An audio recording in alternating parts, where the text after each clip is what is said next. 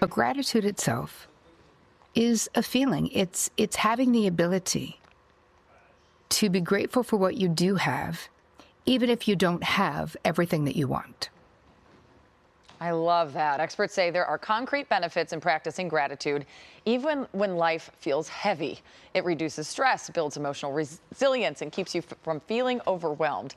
Terri Cole, one of my favorite people, is a licensed psychotherapist, relationship expert, and the author of Boundary Boss, which is fabulous if you haven't read it yet. She joins us to share how expressing gratitude can lead to more happiness. Thank you so much for being back here. Well, thanks for having me back. I feel like you are able to take such complex ideas in psychology and really boil them down. So help people understand, why is gratitude really at the heart of what we should be focusing on right now? Well, think about the world. There are so many rough things, bad things, horrible things happening, and that impacts how you feel. So when we consciously and actively seek to be grateful, we are taking control of what happens in our mind, right? You wouldn't just let your kid be like, put on your television and be like, oh, I'm gonna watch that channel all day, right? We curate what goes in our mind, and gratitude has so many benefits to your mind, but physiologically too. It's been proven. Yes. In research that this is good for us. You say that summer right now is actually a good time to feel a little bit lighter and kind of lean into this a little bit. Well, part of it is, especially for people who have off in the summer or who have kids, we have more daylight, we have more space to decide we're going to do something outside. We're going to be in nature, because nature is something that really can ground you in your gratitude.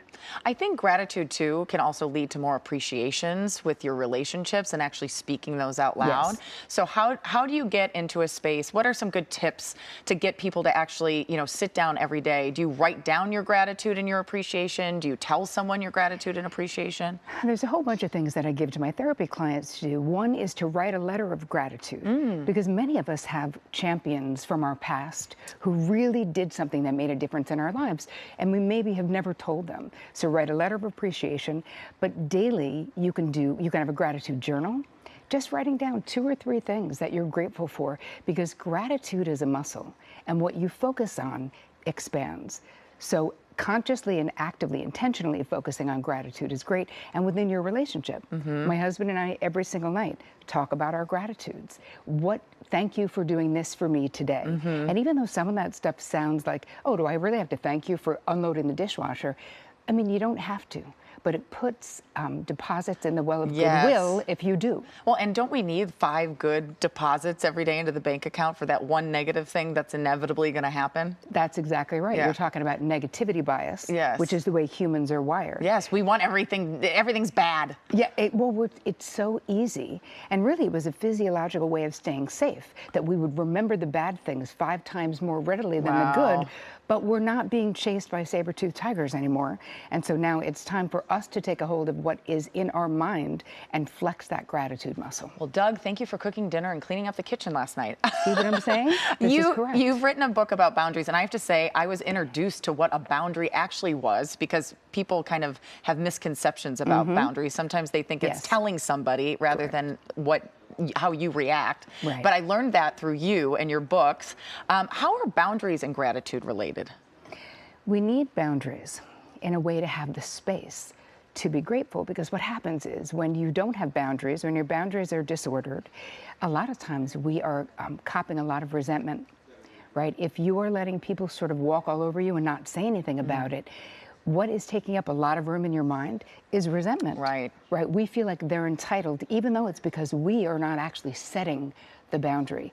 So when we actively set boundaries, now there's all this space to be grateful. Do you think people have gotten kind of sucked into the social media world, looking at what everybody else has, and they're feeling less grateful? And this is really a time to turn that around? Yes, it is the compare and despair phenomenon that happens when we look at someone's, the highlight reel of someone's life, and we compare it to our everyday normal. It is not good for gratitude. Okay, well, we're about out of time, but we have to mention you have a new book coming out, Praise for the Father Wound. I'm so interested in this because I think a lot of women carry this. Indeed, it is an invisible wound. And actually, being codependent and having disordered boundaries, a lot of times the original injury is father wound. So this is in pre-order right now, comes out October 27th. Okay, well, I'll be taking this. Thank you very much. I'm not going to wait for it. Terri Cole, thank you so much for being with us this morning. Really appreciate it. Thank you. Again, on pre-order, The Father Wound. Break unhealthy patterns to reclaim your worth and power.